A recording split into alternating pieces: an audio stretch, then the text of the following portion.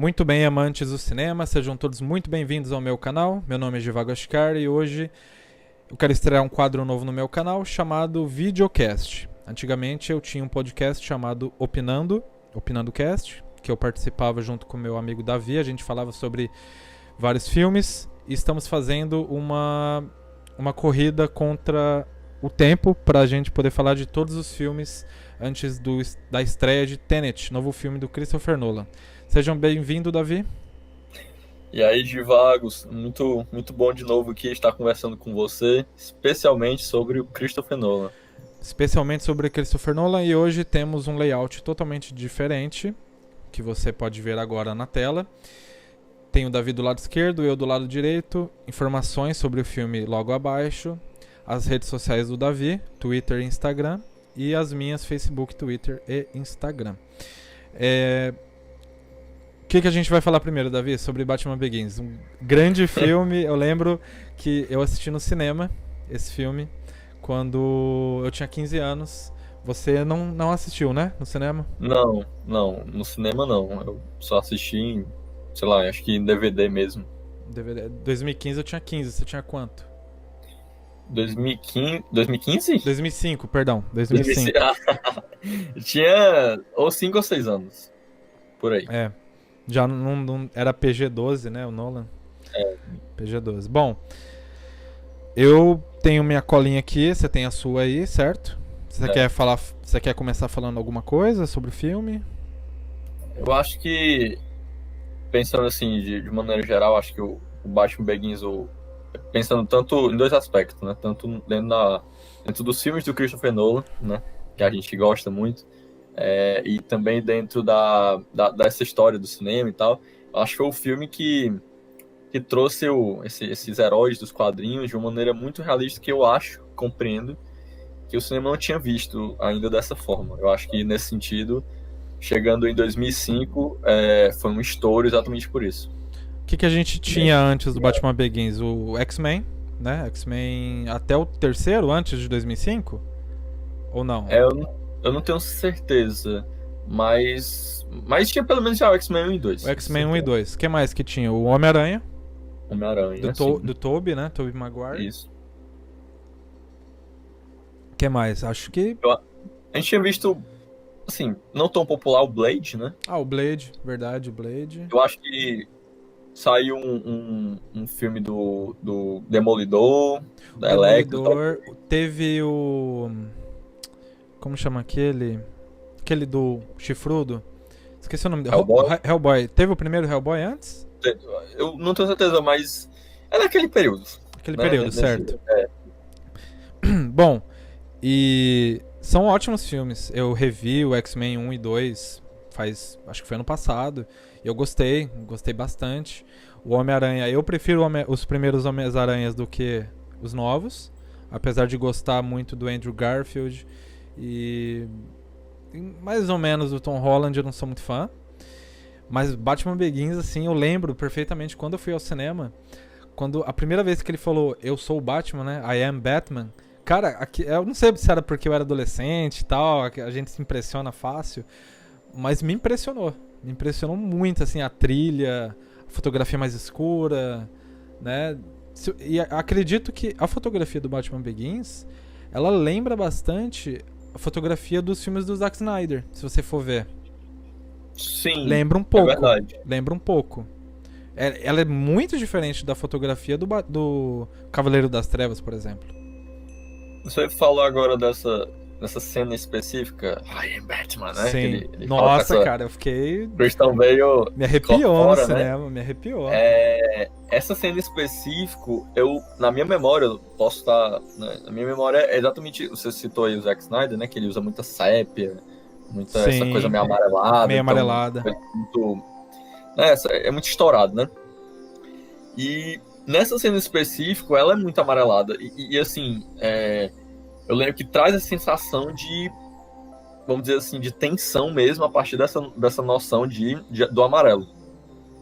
E quando ele enfatiza com a voz, né? Aí em Batman, não é o Batman, vamos dizer assim, só surgindo ali como herói. É o Batman do cara que ele quer mostrar que o medo que ele tem de morcego está incorporado para colocar medo nos ladrões.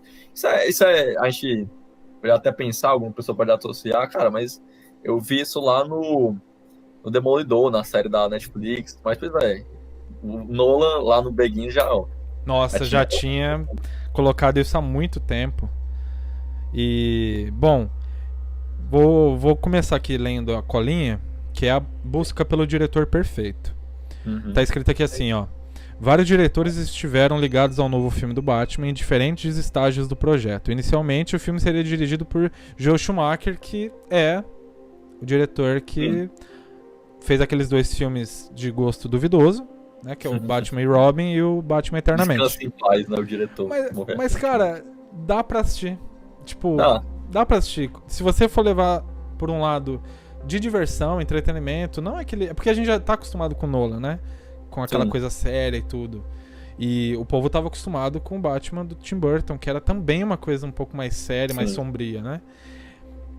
E, bom, e ele dirigiu os 2 primeiros do personagem e tal. Anteriores. E seria baseado na história Batman Ano 1, lançada nos quadrinhos e que narra o primeiro ano de existência do personagem. Após o afastamento do diretor, que é o Joel Schumacher, os produtores decidiram por dar ao personagem um tom mais sombrio e convidaram o David Fincher, que eu não sabia, David Fincher, para ser o diretor. E ele recusou o convite. Uma das possibilidades do novo filme era que fosse baseado na história O Cavaleiro das Trevas, lançada nos quadrinhos e que mostrava um Batman mais velho, que veio a calhar no Batman e Batman vs Superman. Sim, né? sim. Ele é baseado ali. A possibilidade dessa versão ser levada adiante chegou a ser cogitada, com Clint Eastwood assumindo a direção e também o papel de Batman. Cara, isso aí em 2005... Não, ele foi lançado, né? Então, no caso, as gravações demoraram o quê? 1, 2 anos? Então, em 2003, Clint Eastwood já era velho, cara. Era muito mais velho. Era muito mais velho. O Darren Aronofsky chegou a ser contratado para dirigir o novo filme do Batman. Isso aí eu conheço. Sim, e juntamente com Frank Miller, que é o diretor... Para quem não conhece Frank Miller, ele também dirigiu as 2 animações, O Cavaleiro das Trevas, dos quadrinhos, né? Você chegou a assistir esse? Assisti. Eu acho pancada. Nossa, eu acho fantástico, cara, fantástico. A parte 2, inclusive, porque tem a cena clássica do Batman vs Superman se encontrando. Sim, sim. E o Coringa também tá na parte 2. Parte 1 ele enfrenta um inimigo... É uma gangue. Isso, é uma gangue, exatamente. E juntamente com Frank Miller escreveu um roteiro baseado na história Batman Ano 1. O roteiro não foi aceito pela Warner e com isso o projeto não seguiu adiante. Em 2002, os produtores convidaram Wolfgang Petersen para dirigir Superman vs Batman, que reuniria os 2 principais personagens da DC Comics e serviria também para retornar às carreiras dos super-heróis no cinema. Só que ele preferiu dirigir o Troia, né? Troy com o Brad Pitt. Em 2003, 6 anos após o início das conversas sobre um novo filme do Batman, 6 anos demorou, Christopher Nolan foi contratado para dirigir o Batman Begins. E o Nolan, ele tinha feito, que a gente já falou no podcast, sobre o Following, sobre o Memento e sobre o Insônia. E Insônia foi o primeiro filme que ele teve a oportunidade de trabalhar com um grande estúdio, né? Que aí tinha... era da Warner, tinha o Al Pacino, tinha o Robbie Williams e a Hilary Swank. E aí viram potencial nele pra dirigir e escrever junto... Quem é o David S. Goyer, né? Que fez o roteiro do Batman Begins? Isso, exatamente. Que também fez o Batman Superman também. Que dirigiu também o Esquadrão Suicida, né? Ele mesmo. É verdade. Dirigiu o roteirizou. Roteirizou. Eu acho que roteirizou. Quem dirigiu é outro cara. É o David Ayer. Isso, é David Ayer. Ayer. Então ele foi escolhido e vimos em 2005 que, cara, muita gente pode não gostar, mas eu adoro Batman Begins.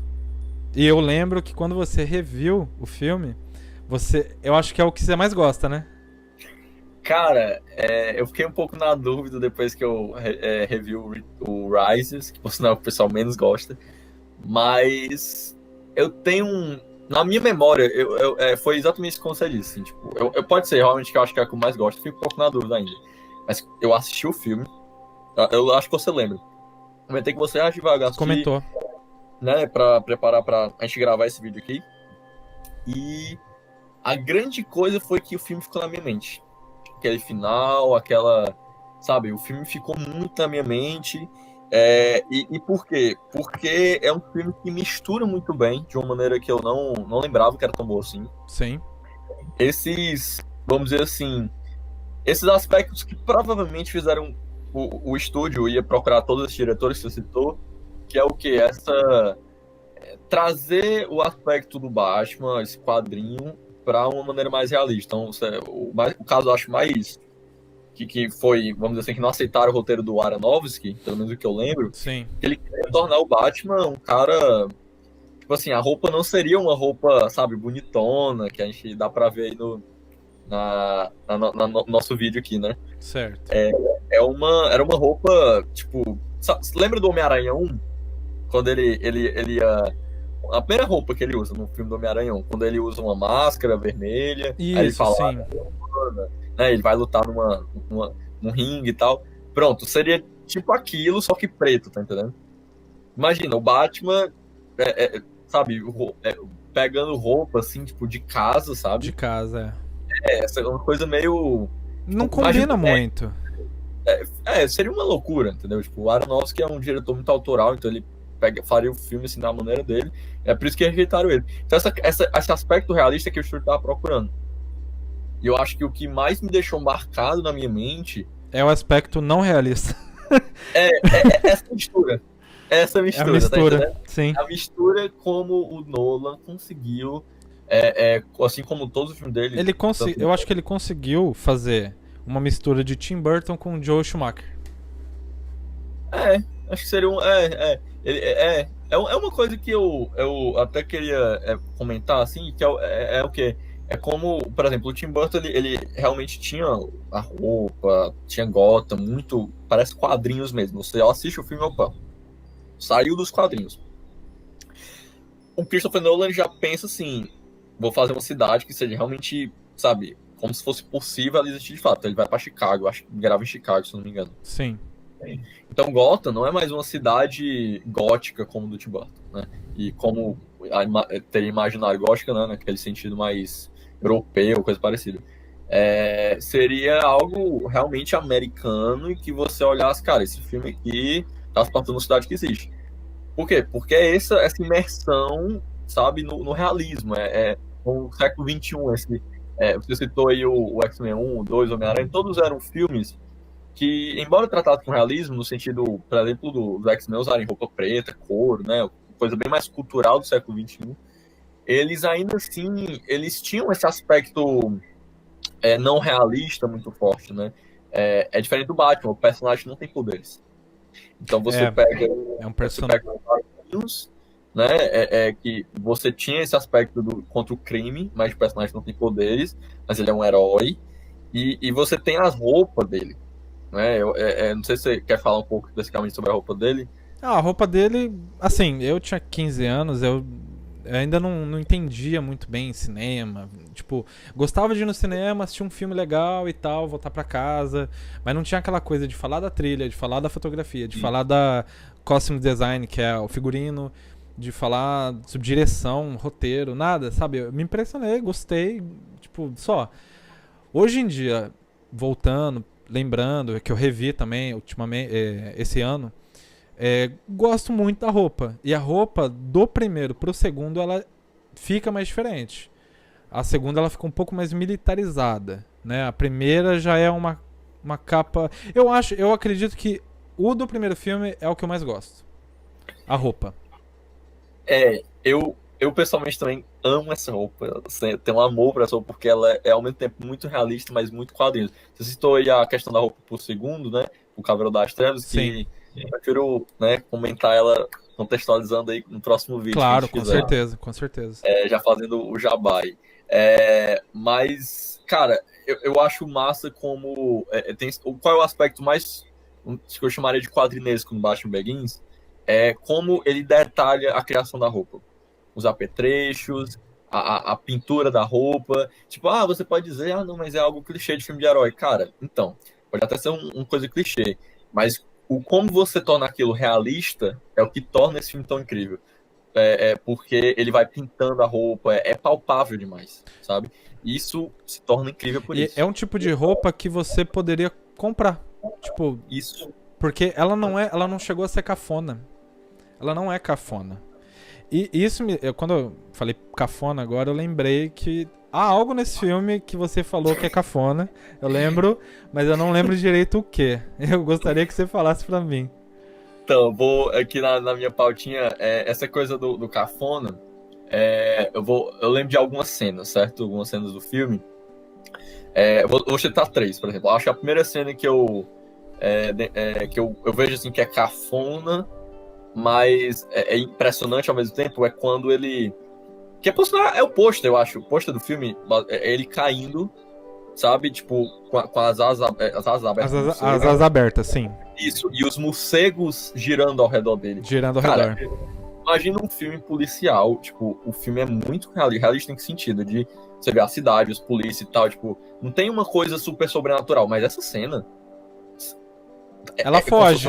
Ela foge. Ela foge completamente. Entendeu? Tem uma... aí... Pode falar. Não. Então, tem uma cena...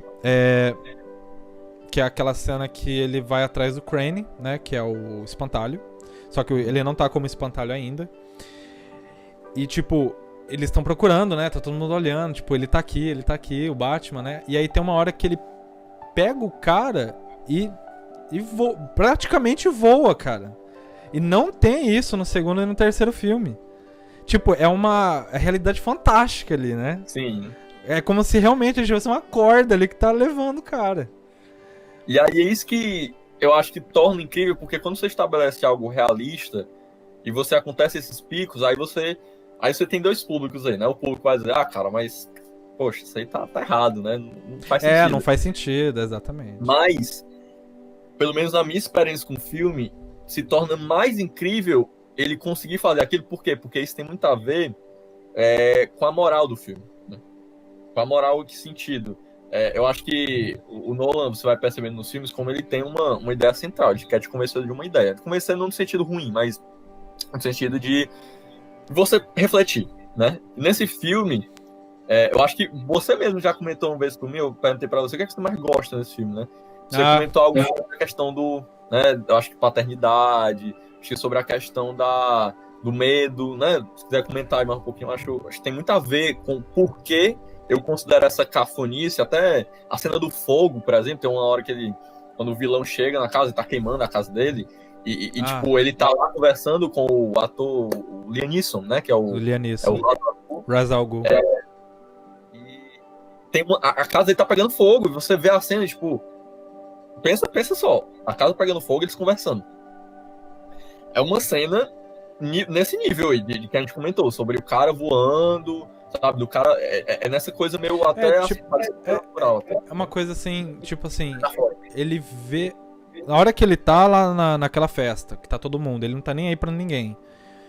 E o Alfred assim fala, né, eles são os convidados, tem que honrar o nome do seu pai, que não sei o que. Ele falou, não tô nem aí pro meu nome. Eles começam aquela discussão.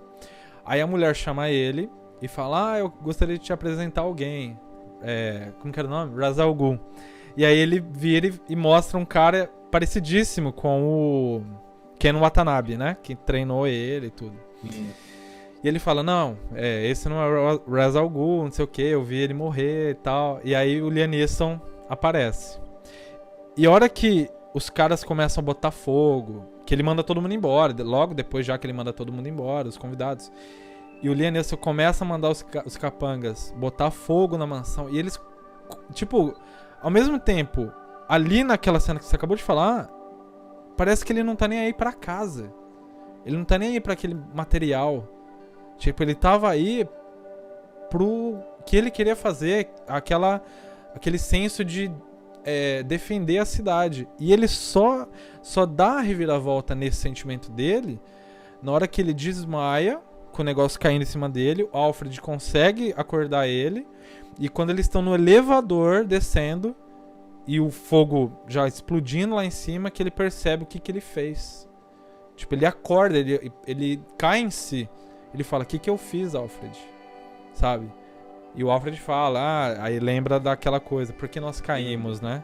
Por que nós caímos? Para aprendermos a nos levantar.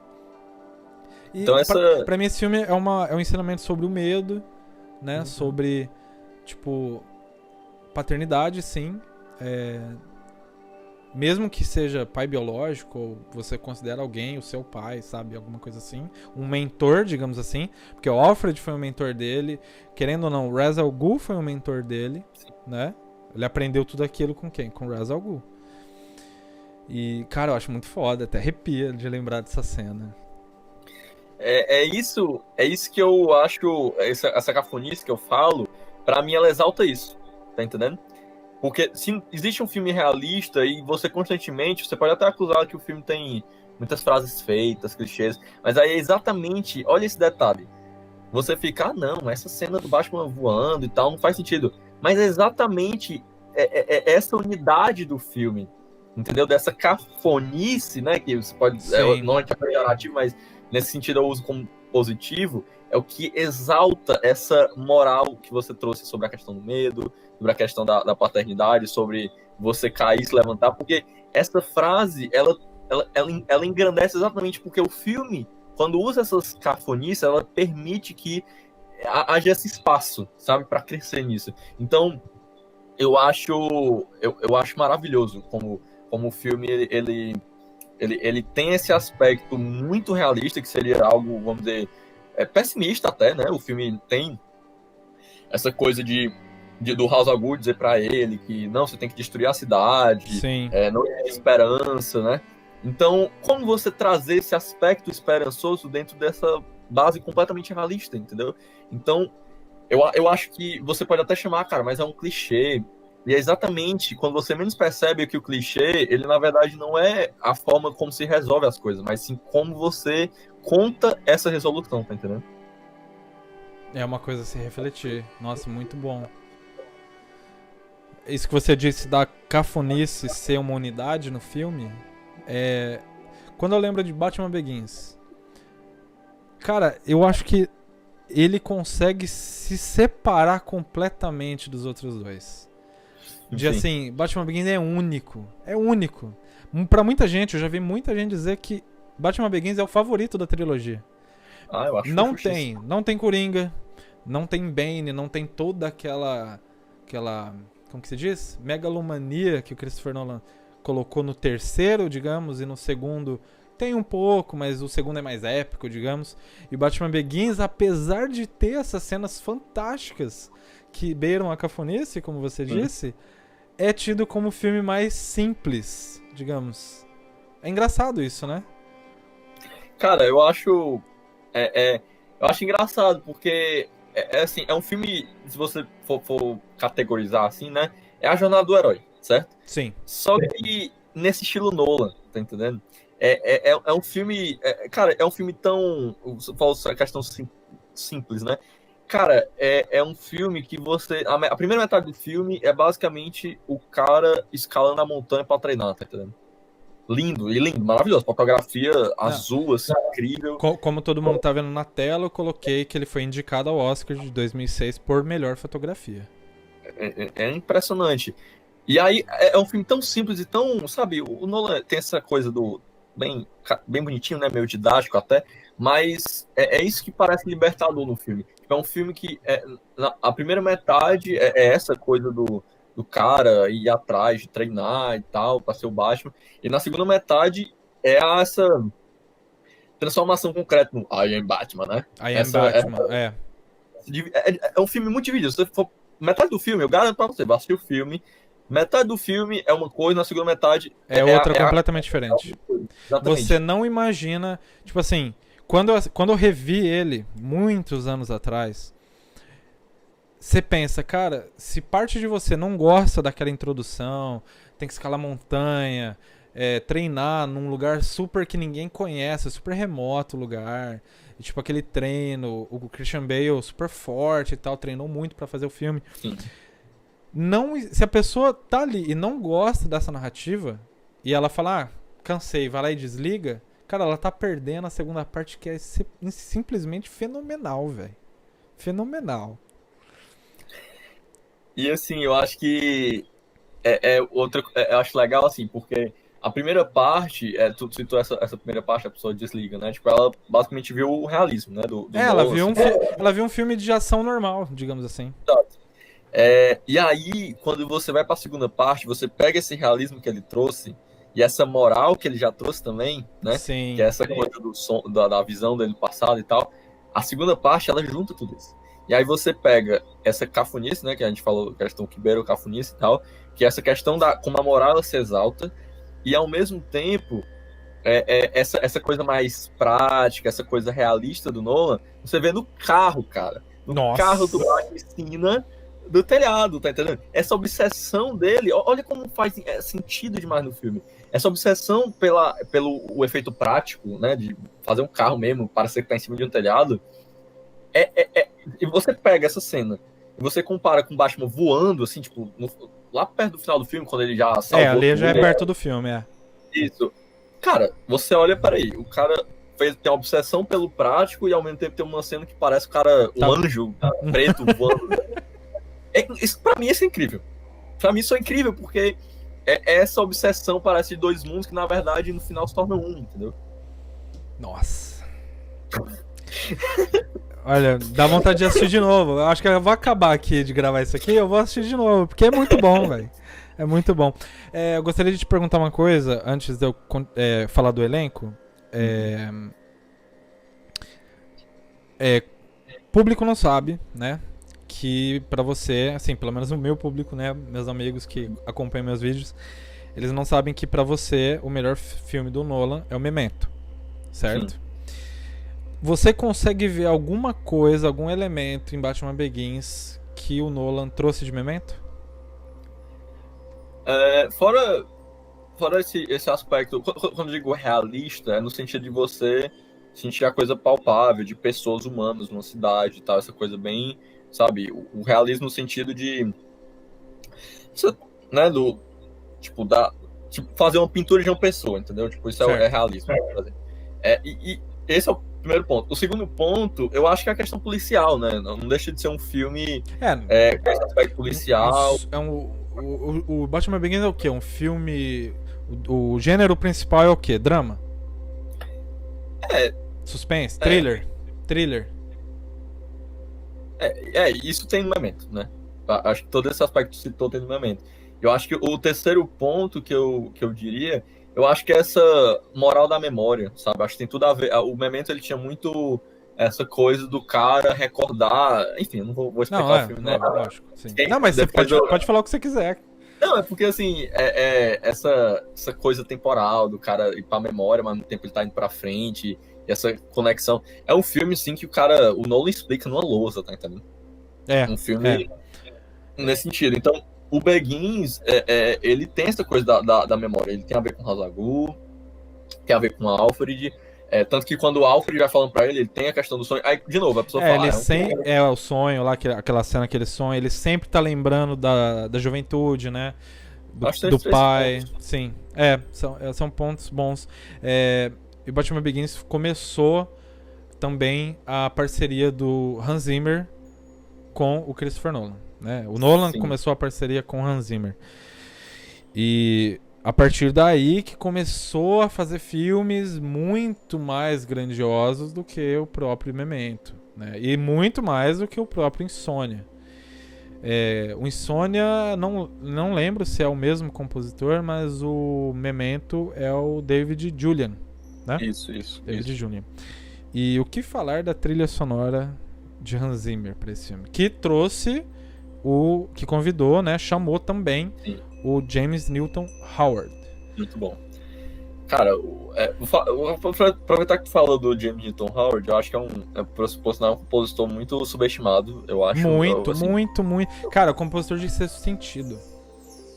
Não, você falou de Sexto Sentido, eu vou mais puxar a memória mais perto, assim. Certo. Cara, se você não gostar de Animais Fantásticos e o Crime de Grindelwald, beleza, você pode até não gostar, mas na trilha sonora, se não gostar, converse comigo que eu vou lhe convencer como ela é boa. Ó, gente, se você assistiu a sequência de Animais Fantásticos e não gostou da trilha sonora, por favor, ó, entra no Twitter, porque Twitter é a rede do ódio, né? Chama o Davi lá e começa a twittar pra ele. Cara, James Newton Howard, cara, eu ouço a trilha até hoje, cara. Eu não lembro nem do filme direito do Crime de Grindelwald, mas a trilha sonora dele eu ouço até hoje. Eu tava ouvindo recentemente, é muito boa. Pode colocar então na série filmes que a trilha é melhor que o filme. Com certeza, sem dúvida alguma. E assim, agora pensando no Hans Zimmer, cara, acho que o Hans Zimmer entendeu uma coisa que o Nolan botou no filme. Assim, eles têm a conversa dele lá, né? Tipo, quando vai pensar no filme. Sim. E, cara, essa coisa do impacto. Do impacto, tanto nesse princípio realista policial, quanto numa coisa que parece até mais simbolista. Que é essa coisa que eu falei, meio sobrenatural, essa coisa toda. Que é essa coisa simbolista, por exemplo, da capa. Essa cena, eu lembro da cena de novo, vou até repetir. Essa cena que ele cai, né? Tipo, cai Isso, não, ele tá lá em cima do prédio, tem um monte de policial lá embaixo, querendo invadir o prédio. E ele pega um sensor, né? Sensor dos morcegos. E ativa o som daquele sensor, que faz com que todos os morcegos vão até ele, começa a rodear ele, e ele tá na ponta de uma escada, em que é uma escada girando, né? Pra baixo. Então, ele joga o sensor no meio até lá embaixo, e aí ele pula dali juntos com os morcegos, e a câmera pega de baixo pra cima, e aí faz a capa do filme, né? O pôster. Exato. E essa, olha, presta atenção que tu soube explicar bem direitinho a cena. Esse aspecto de soube explicar direitinho a cena é exatamente esse aspecto realista que eu tava comentando até agora. E aí, esse ponto que dá o pôster, essa coisa do cara da câmera de cima aí... Sim. É a questão simbólica. Ou seja, é o prático, é o realista alcançando o simbólico no final. Tá entendendo? Então, assim, o Hans Zimmer, ele vai conseguir enxergar essa dinâmica e ele vai pegar acho que é o Molossus, o nome da trilha, eu não sei. Nossa, essa música, cara, é simplesmente fantástica. É como se fosse a capa, né? Se você pensar como se fosse a capa, como é que pode dizer? Tipo, batendo, né? Tipo, tipo, ele vai... E é como se ele fosse óbvio, vai fazer um pouco mais sentido, né? Lá nos outros filmes, a questão do cavaleiro, né? Cavaleiro das Trevas. Mas se pegar nessa questão prática da capa, certo? Da capa ser algo importante. É porque o cara tem a capa, entendeu? Não tem praticidade. Lembra dos Incríveis? Incríveis lá Os Incríveis, nada de capa, entendeu? A Ed não faz... Ou seja, é nesse sentido que eu falo que aí o Hans Zimmer entendeu muito bem, que ele bota até na trilha isso. Tipo, desse movimento do cara, como ele se movimenta que faz o som, entendeu? Sim. Porque é de novo essa dinâmica que eu tô te falando. Essa unidade eu acho importantíssima no filme. É como a coisa prática, ela é simbólica ao mesmo tempo. É simultâneo. Eu tô com a colinha aqui, ó. A trilha sonora do Batman Begins, ela foi composta por Hans Zimmer, né? E James Newton Howard. O Nolan originalmente convidou o Zimmer para compor a música. E Zimmer perguntou a Nolan se ele poderia convidar o James Newton Howard para compor também, já que os dois sempre planejaram trabalhar juntos em uma colaboração. Então já era um desejo deles. Os dois compositores colaboraram em temas separados para as personagens divididas de Bruce Wayne e seu alter ego Batman. O Zimmer e o Howard começaram a compor em Los Angeles, depois foram para Londres e tal, blá blá blá, onde ficaram por 12 semanas para completar a maior parte do trabalho. Eu lembro que o Hans Zimmer disse em uma das entrevistas que eu vi há muito tempo atrás que ele ia compor as partes mais de ação, mais fortes assim, e o James Newton Howard ele ia ficar com os temas mais calmos. Então aquele piano que a gente escuta, aquelas partes mais dramáticas, ele e a Rachel, ele e o Alfred, ele lembrando o passado, é muito mais o James Newton Howard ali do que o Hans Zimmer. Agora, as cenas que o Hans Zimmer tá correndo com o carro, tá fugindo, tá indo atrás, já é o Hans Zimmer mesmo. Eu acho, tu falou em relação à temática, é exatamente isso que, vou voltar agora pro Crime de Grindelwald de novo, é exatamente Sim. Isso que ele é muito bom. O Newton Howard, ele sabe fazer muito bem as temáticas, então, olhe para ver como tem toda a relação com o filme. A questão moral do filme, né, que você pode apontar aí nessa coisa cara, o que é o certo a se fazer, a questão do medo, dele valorizar o pai, essa coisa toda. Essa é a moral do filme, né? Sim. E esses temas são extremamente relevantes, porque se você tem uma cena que você considera clichê, né, que é a frase de efeito e tal, se você não tem uma trilha de apoio que sustente esse tipo de coisa, ela vira uma frase que se perde, entendeu? Então você pode... Por que você consegue lembrar, por exemplo, de Vago, você consegue lembrar da frase do Alfred, né, que na verdade foi o pai dele que falou isso no Pai começo. dele que falou quando ele caiu naquele poço. E aí, se você for pensar, assim, eu não vou ter certeza disso, tá? Mas eu acho que a trilha sonora, você sabe mais trilha sonora do que eu. A questão cognitiva ajuda muito. Então, se você associa uma trilha sonora com uma frase dessa, você lembra automaticamente. Não, entendeu? marca muito. Tipo, comigo acontece direto isso. De eu escutar, eu já até pensei, eu tô pensando em fazer um quadro no meu canal sobre isso, que é comentar certos temas musicais que, cara, você ouve, você lembra da cena e da frase dita naquela cena assim, na hora. Então, o Molossos, por exemplo, que é um dos temas do filme. Cara, eu escuto aquela música, eu lembro daquela parte do Batman, né, o Bruce Wayne, dentro do Tumblr, que é o carro, com a Rachel já quase morrendo, porque ela tá envenenada com aquela substância do Crane, e ele indo em direção à casa dele, que é o antídoto, e ao mesmo tempo fugindo da polícia. E eu lembro daquela cena perfeitamente, quando eu escuto a música. E se eu ver aquela cena com outra música, não vai caber. Porque ela foi especialmente feita para aquela cena. Pois é, e aí juntando essa coisa da trilha sonora, é uma coisa que eu acho primoroso no Nolan, acho que é a coisa assim que... Até eu acho que... sabe... Do Nolan Zete, né, o que ama o Nolan é o cara que odeia o Nolan, uma coisa que todos eles vão concordar. Vixe, Como o Christopher Nolan, ele sabe trabalhar a montagem do filme dele. Não tem ninguém picotando o filme dele. Então, assim, cara, a montagem desse filme assim, a montagem no sentido da, né, só pra ser mais claro, assim, essa sequência de imagens, o que você escolhe, né, que pode chamar um nome um pouco mais, vamos dizer assim, mais cinematográfico, né, que chamaria a decupagem, né, que é a coisa da... Decupagem. Questão de você escolher as cenas, da ordem, e a montagem ela vai ser essa transição, vai ser todo esse processo de corte de uma cena para outra, enfim. E o Nolan, eu acho que, cara, imagina, aí vamos só lembrar, a gente tá falando de uma coisa que eu acho que você concorda comigo também, que uma coisa da unidade desse filme é essa mistura dessa coisa meio cafona com realismo. Para você montar isso, não é fácil. Não. Garanto que não é fácil. Um deslize ali, tipo assim, aquela cena, por exemplo, que ele pega o cara e sai voando, se ele não faz de uma maneira do jeito que foi, cara, estraga o filme. Exatamente. Então você acaba desequilibrando. Tipo, todo aquele desenvolvimento realista que o filme teve.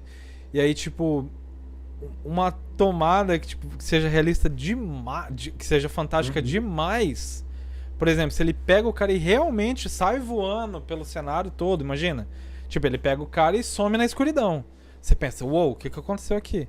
Agora, se ele pega o cara ou fica voando, como que nem um pássaro ali no recinto, já não caberia, pelo menos pra mim. Sim. Eu já acharia, assim, demais. Passou do ponto. Demais. Exato. E esse passar do ponto é o que eu acho que vai conseguir equilibrar, entendeu? Por exemplo, além da questão do equilíbrio, tem também como ele consegue exaltar com a montagem uma coisa que a gente começou o vídeo falando sobre isso, a questão da roupa, né? Porque quando ele vai selecionando, ele tem esse efeito de vai mostrando o cara pintando, vai mostrando as partes, tudo muito detalhado. Sim. É igual nos quadrinhos ou num desenho que você vê do Batman detalhando. Mas ele consegue fazer aquilo, fora a questão de ser palpável, como você disse, né, uma coisa que você poderia comprar e tal, ele consegue nessa sequência de imagens empolgar, entendeu? Então acaba que não é só uma questão de, opa, legal, Batman, né, as roupas lá, porque o Batman é conhecido pelo quê, né, o Bate-sinal, o Bate-rangue, né, que é o bumerangue. Isso. Então, tipo, bate tudo, né? A pessoa, até hoje, você pergunta, qualquer pessoa fala, no bate local, no bate sinal, bate local, Então, e aí olha como o Nolan usar essa palavra, né, que ela eu acho muito legal, ressignifica essa coisa dessas bate tudo né? E não só uma questão realista, como algo que exalta você. Você, caramba, apetrechos, que legal, entendeu? Não é, tipo, ele vai pegando assim, a hora que ele tá com o Morgan Freeman, né? Que o Morgan Freeman é o Fox. Sim, Jimmy. É, belo nome, inclusive, né? Sim. E ele tá lá com os apetrechos e tá com aquela... Tem uma cena que ele tá moldando, assim, como se fosse uma estrela, né? Aquela estrela de tacar nas pessoas. Ele molda no símbolo do Batman, assim. Vou até colocar pro pessoal ver nessa parte aqui, que eu tô me referindo.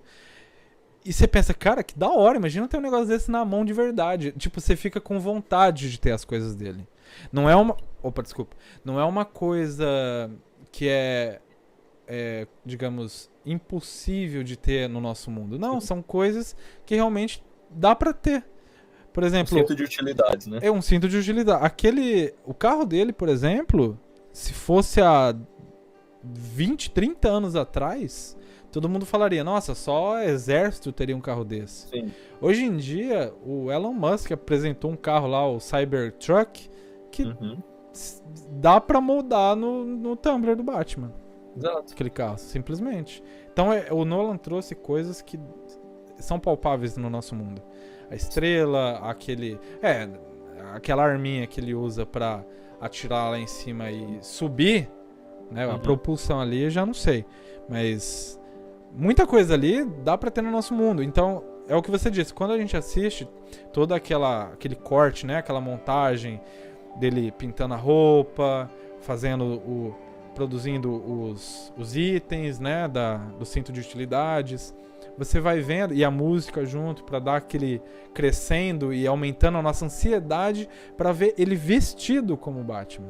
Tipo, finalmente tá chegando a hora. A gente viu ele todo aquele treinamento, tudo, pra finalmente ele ser o Batman, só que primeiramente ele não se torna o Batman, né? Ele veste uma roupa lá meio esquisita, põe aquela máscara meio estranha lá e pula do prédio e quase morre, né? Você lembra dessa cena? Pois é, tô falando agora, eu não tô lembrando muito. Tipo, qual aquela cena que ele encontra o espantalho dentro do prédio, do apartamento. E o espantalho joga o spray na cara dele. Rapaz, eu não tô... eu tô lembrando levemente da roupa, mas eu não tô... É assim, ó. Ele tá chovendo, ele tá com a roupa. Sim. Só que a máscara não é a máscara ainda. É uma outra máscara. E aí não, mas enfim. Eu lembro da chuva, tô lembrando da chuva. Então, tá chovendo, ele tá dentro do apartamento, ele quer pegar os caras. E aí o Crane vai lá e espirra o spray na cara dele. Lembrei. Lembrou? E ele começa a enxergar no Crane os morcegos saindo da boca dele. E aí ele corre pra sacada e pula, quase se mata lá e cai na sacada do outro prédio. Até que o Alfred pega ele. É aí que ele tem os pesadelos e tudo. Lembrei. Muito, o Aronofsky muito gostaria massa. dessa cena. Gostaria. O Aronofsky gostaria dessa cena. Eu também acho. Muito, muito massa, cara. Muito massa. E aí ali ele começou a sentir qual os perigos que ele ia enfrentar em ser o Batman, né? Porque, tipo, é uma cena que o espectador pensava, pô, o cara pode se fuder também. O cara não é o super-homem, né? O cara não é o Clark Kent. Ele é um humano. Porque, como você disse, ele não tem superpoder. E essa questão do humano, cara, é o que permite tanto é o que vai engrandecer, né? Essa coisa do cara voar, nossa, que incrível. E ao mesmo tempo, né, de tipo, tá totalmente associado com a ideia do ser humano, que é a ideia do realismo. Eu lembro, eu não sei, eu vou citar, tá? Vou citar uma escritora do Cinema com Rapadura, a Ana Luíse. Ana Luíse, Ana Luíse, sim. Ela fez um texto sobre o Batman Begins e tal, primoroso o texto, em que você citou a relação do Crane, né? A questão quando ele começou a sentir o medo, de fato, né? Quando ele teve o spray e tal. Então, essa ideia do medo é o que vai permear o filme todo, né? Que é o que a gente falou, a questão da moral. E aí eu lembro que por exemplo, essa transformação é o que ele vai falar. Você citou a cena, pegando a cena que você citou. Sim, ele vai tentar fazer justiça, certo? Só que ele, exatamente por falta de conhecimento, vai lá e, em vez da justiça, o que acontece? Ele termina com medo. Isso, certo? Ele termina com medo.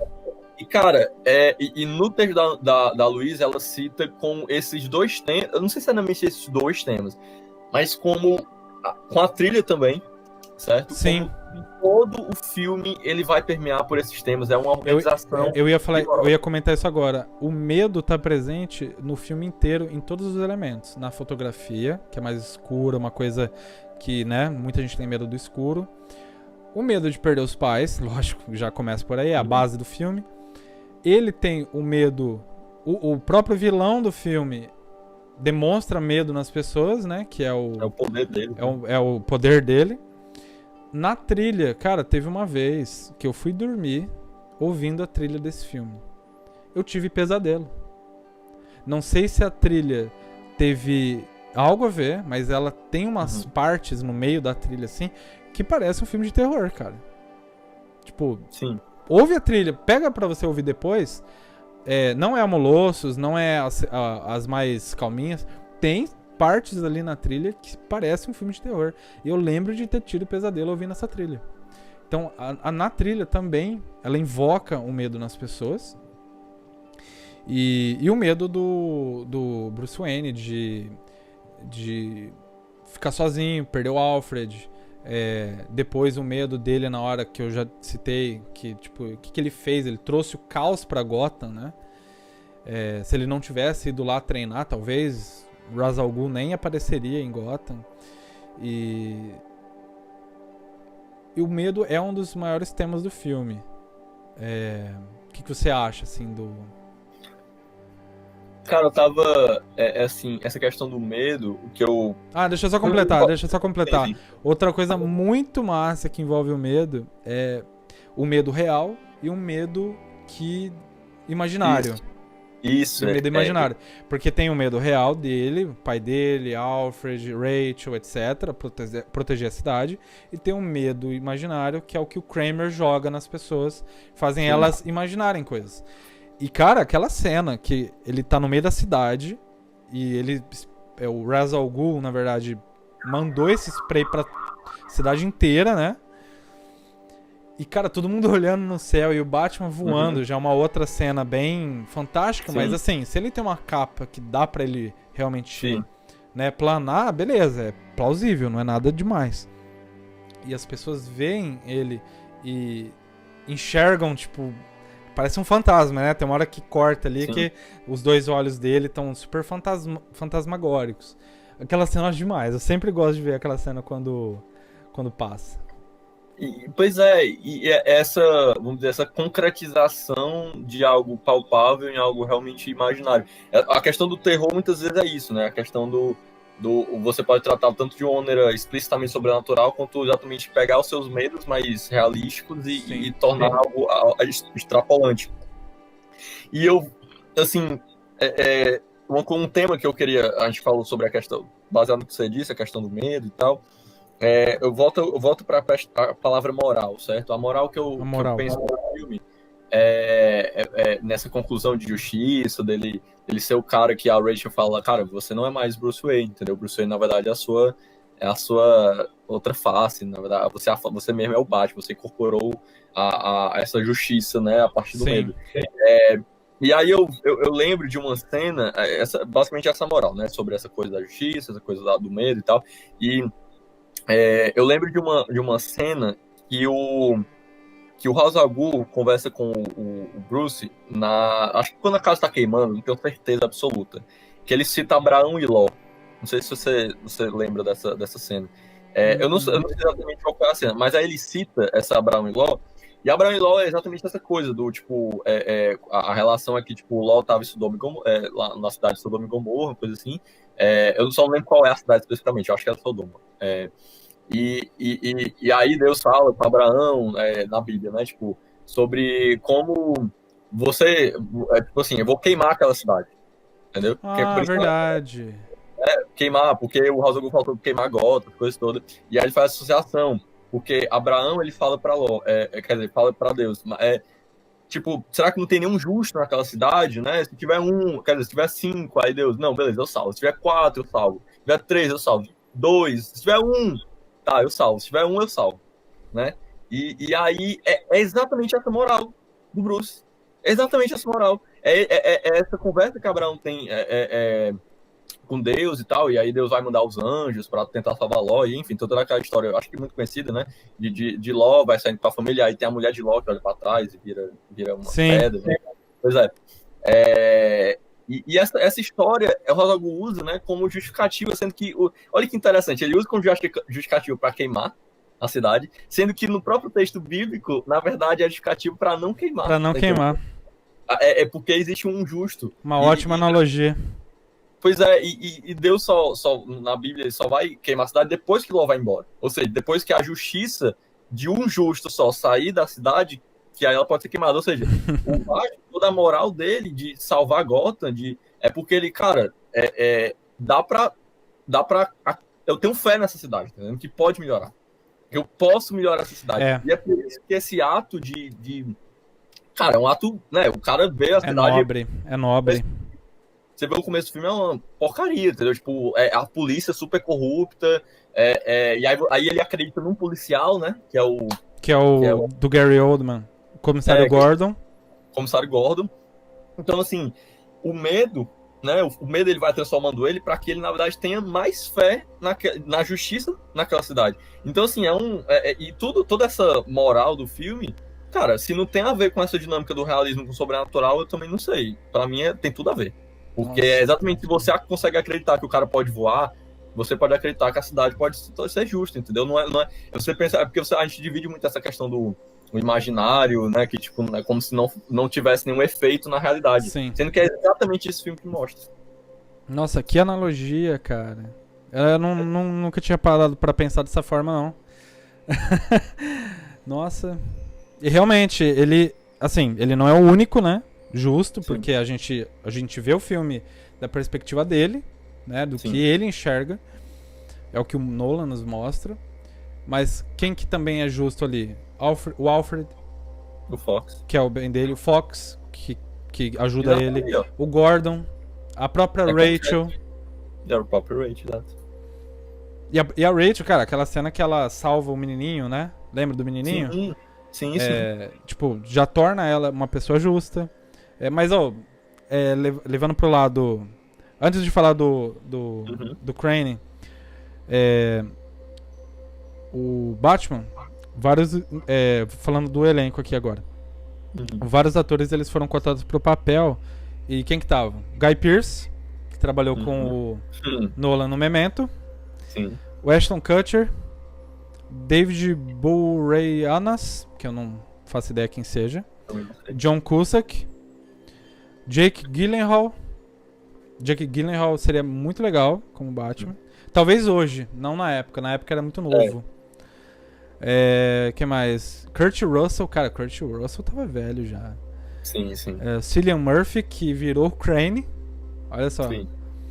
O Henry Cavill, que é o Man of Steel, Batman.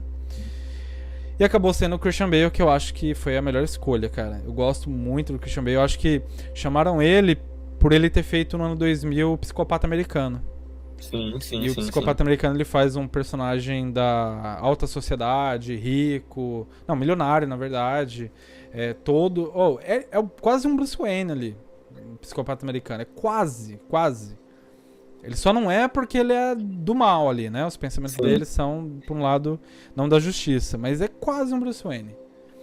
E aí o quê? É exatamente essa que tu falou, psicopata americano, tu falou, né? Tipo, o cara é do mal nos pensamentos dele. É interessante, porque é exatamente isso que o filme do Batman Begins é sobre essa coisa ele é Batman, é Bruce. E no Psicopata Americano, nossa, é um filme super, mega, hiper ambíguo. Porque ele fez ou não fez? Ele é do mal ou é? Então, eu não vou falar muito pra não dar spoiler, mas sim. Tem uma... É bem ambíguo mesmo. Tipo, você não sabe. Mesmo até no final do filme, você não sabe. Sim. Vamos ver aqui. Pra interpretar o Espantalho, o Jeff Goldblum seria legal, gosto muito dele. Jeremy Irons e o Kevin Spacey. Cara, imagina o Kevin Spacey como Espantalho. Caramba. Não dá. É igual quando colocaram ele pra ser o Lex Luthor no Superman e o Retorno. E acabou sendo o Cillian Murphy. Sim. Pra interpretar o Alfred, o Anthony Hopkins recusou o papel. O que você acha, Anthony Hopkins? Seria bom? Seria, cara, mas o Michael Caine é melhor. O Hopkins... difícil. Não, eu vou te falar o porquê. Porque o Anthony Hopkins, ele... Tirando a filmografia dele de filmes fantásticos, tipo Drácula, Lobisomem, etc., ele sempre fez papel de homem bilionário. Eu não consigo enxergar ele fazendo papel de um mordomo, a não ser naquele filme que chama Vestígios do Dia, que ele fez com a Emma Thompson, em que ele é um... Eu acho que, se eu me lembro bem, ele é um mordomo naquele filme. Mas talvez dali tiraram a ideia pra convidar ele. É porque a figura dele é muito forte, eu não sei, cara. É muito forte. Eu não sei se ele consegue. Assim, ele é um grande ator. Eu não sei, pode ser que dê certo. É porque também depende muito como o Nolan ia dirigir ali em set, né? Anthony Hopkins nunca trabalhou com o Nolan, né? Eu creio que não. Mas a associação da cara dele que eu vejo não é de um bom velhinho. Não é. Apesar de que, nossa, imagina as frases que o Alfred fala. Com a voz do Anthony Hopkins. Porque o Anthony Hopkins, ele é um dos melhores atores de discurso que eu já vi na minha vida. Também acho. Nossa, cara, pega o Silêncio dos Inocentes, 20 minutos, Oscar. Exato. Continuando. Para o papel do James Gordon, que é o comissário. Chris Cooper foi convidado. Lembra do Chris Cooper? Não. Chris Cooper, ele é... Caramba. Beleza Americana. Lembra do Beleza Americana?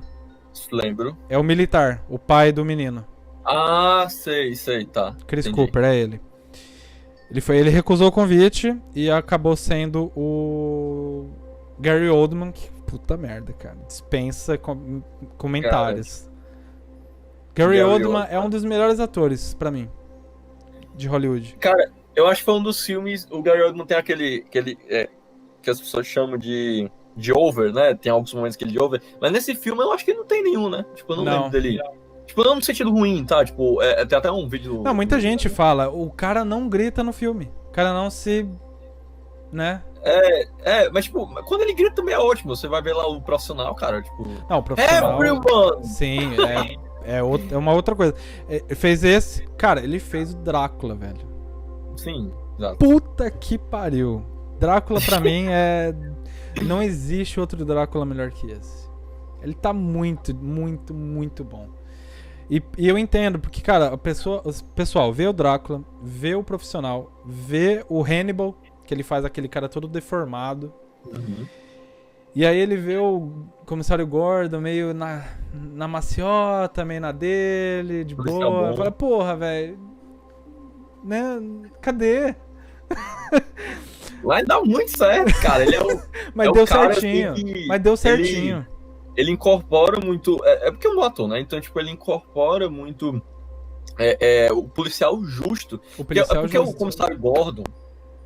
Você citou no começo da nossa gravação que tinha inspiração no ano 1, né? Os quadrinhos aí. Isso, ano 1. Cara, o ano 1 é basicamente, na verdade, eu li umas partes, eu vi até o filme também de animação. Eu ainda... Nossa, faz muito tempo que eu não vejo. Faz muito tempo que eu não vejo animação. É quase uma percepção do comissário Gordon sobre tudo aquilo, entendeu? Então, tipo assim, sobre o nascimento do Batman e tal. Então, assim, o comissário Gordon não só é essencial no filme, acaba sendo muito essencial, como ele é o cara, né, pensando na analogia de novo, é o cara justo que vale a pena pra não queimar a cidade. Tá? Sim. Ele é o mais um dos personagens que a gente considera justos, né? Naquela cidade. Sim. Que não valia a pena queimar porque ainda existia uma parcela, mesmo que pequena, de pessoas que poderiam transformar Gotham numa cidade melhor. O Gordon, Ra's al Ghul. Vamos lá pra questão do Ra's al Ghul. O Viggo Mortensen foi convidado e recusou o papel. Excelente ator. E também, cara, adivinha quem foi cotado pro papel? Não lembrava disso.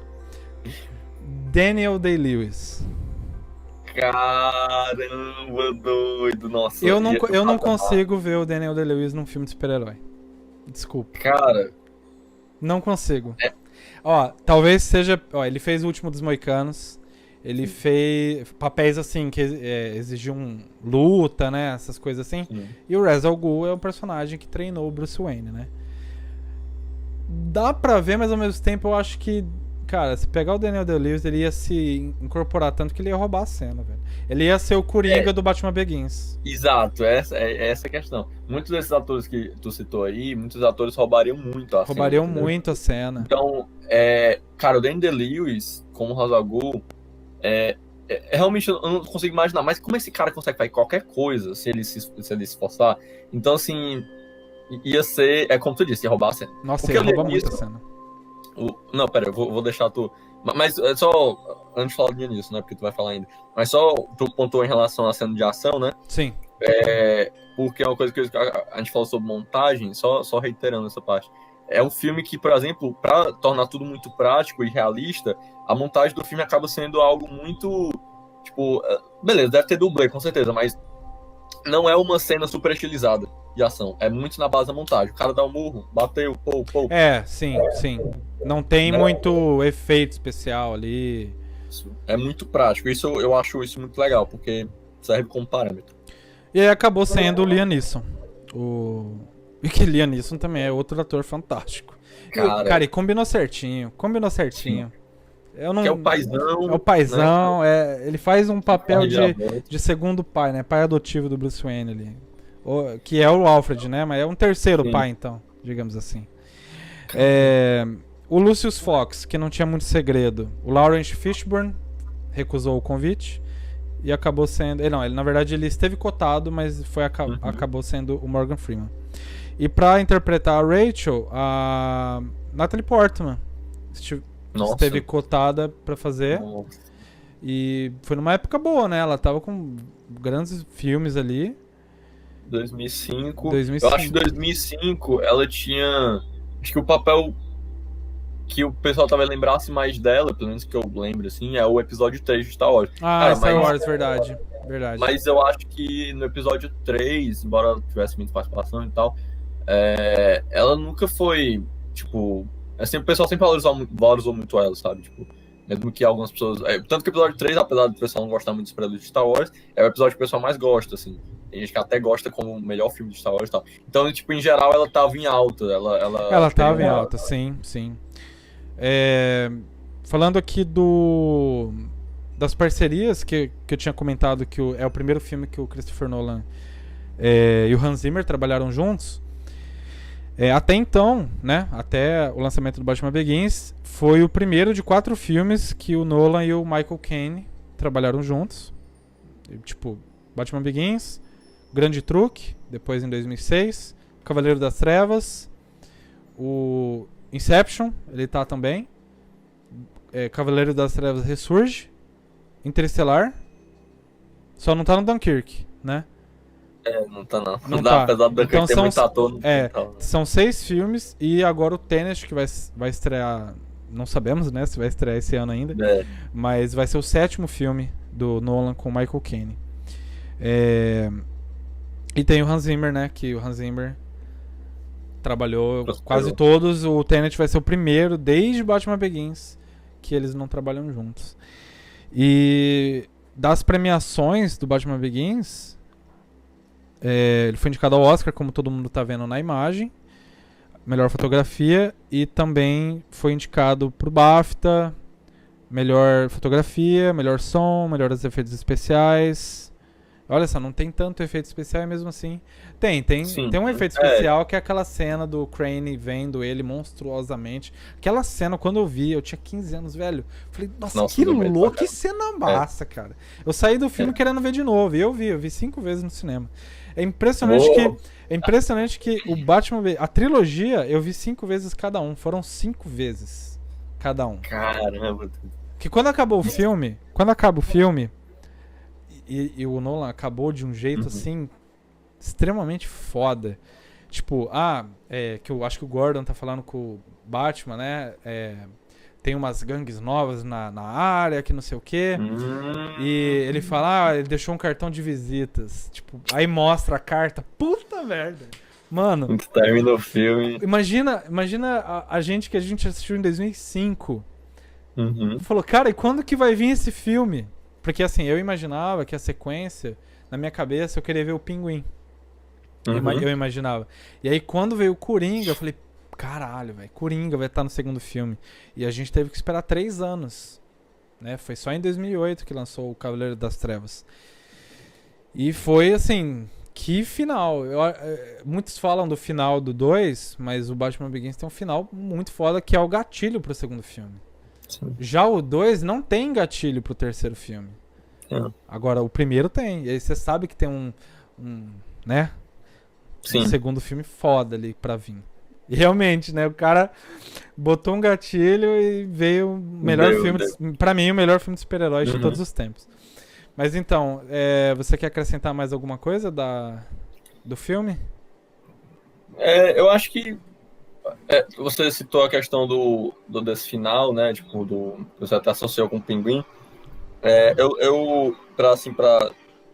Acho que eu acho mais interessante, porque dá pra fazer até uma associação, porque a sequência do Batman antigamente, né? Do Tim Burton, era exatamente o Pinguim mesmo, o vilão, que era do Batman Returns, né? E essa associação dessa jornada do herói, do Batman Begins, você pode até associar também muito com o Batman, porque basicamente é a história do Batman, né, do Bruce e tal. Mas aí é impressionante como, mesmo que sejam filmes que tenham pautas muito parecidas, mas eles são completamente diferentes.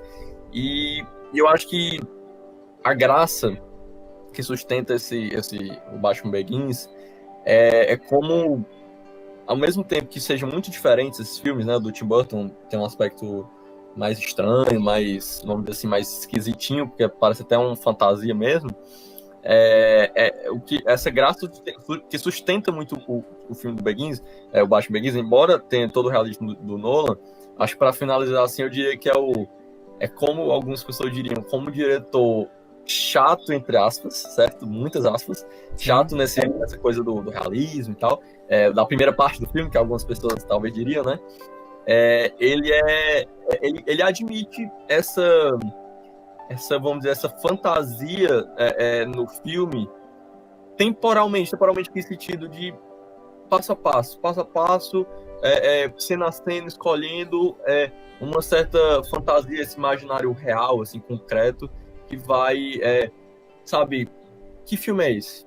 Esse filme é muito realista, mas essa cena, cara, do Batman surrealista, do cara com medo, e essa frase de efeito, é um filme de herói.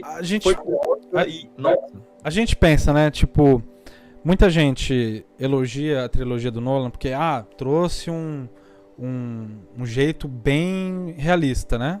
Trouxe um realismo pro Batman, pros filmes de super-herói, e que é simplesmente extraordinário. Gosto muito.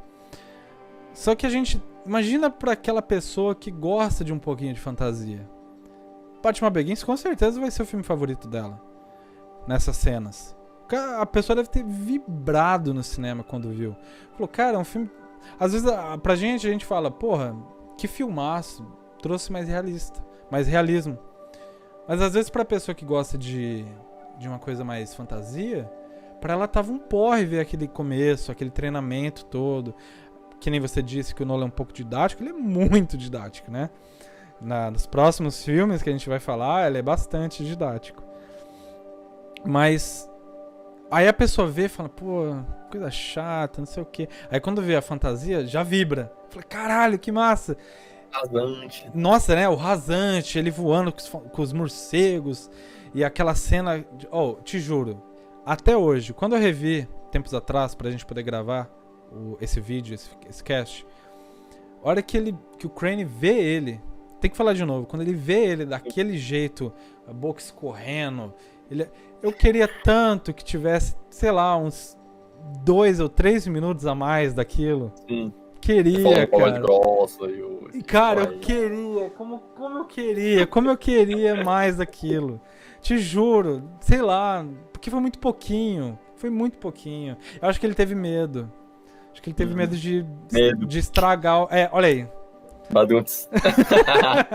Boa. Diz aí. Vamos pras notas. Tá. Uma consideração final do filme. Faz uma consideração final você primeiro. Eu acho que, considerado geral, final, assim, é um filme que, para alguns, pode ser talvez o filme mais espalhafatoso do Nolan dentro de toda a sua filmografia. Sim.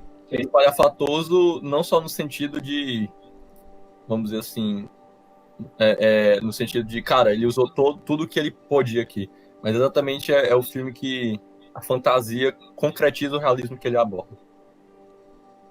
Boa. E a nota? A nota qual é? Tipo, é de 10? Vamos pegar o do IMDb. 0 a 10. Tá, dou uma nota... Eu não vou sair vírgula não, tá? Vou dar só 8, nota 8. Nota 8, perfeito.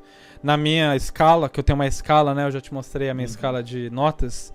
8 é ótimo filme. Um ótimo filme. Pra mim também. Eu já sou bem generoso com as minhas notas.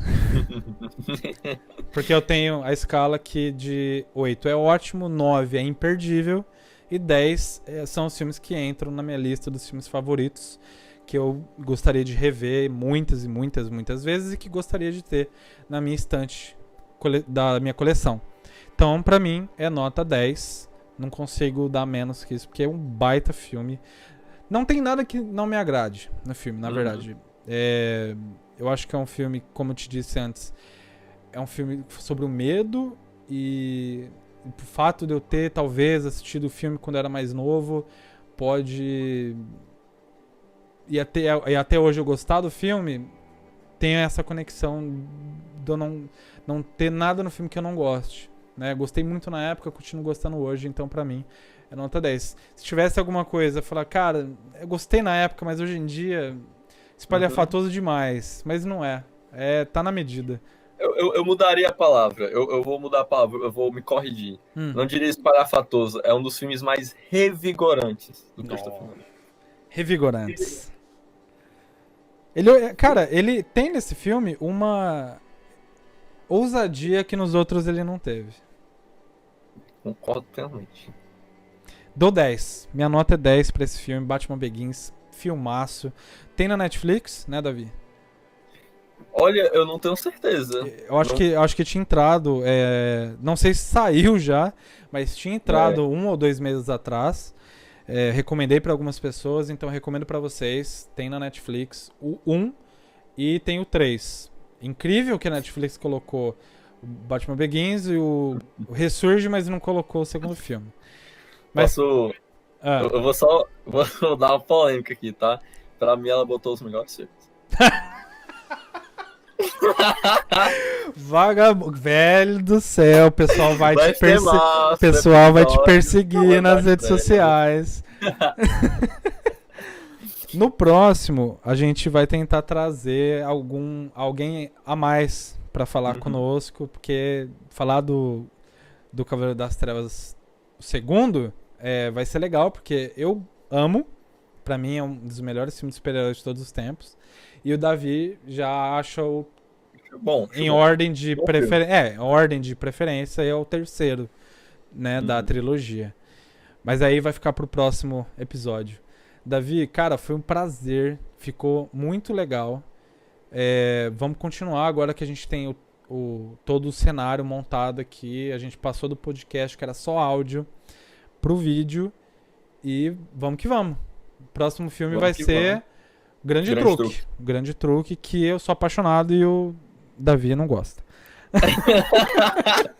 Vai ser lindo. Vai ser bom, cara. Vai ser bom. E o próximo eu vou trazer argumentos que vão te fazer gostar do filme. Tá certo. Beleza? Obrigadão, Davi. Pessoal, muito obrigado a todos que conferiram, que assistiram até aqui. E até a próxima. Um Até a abraço. próxima.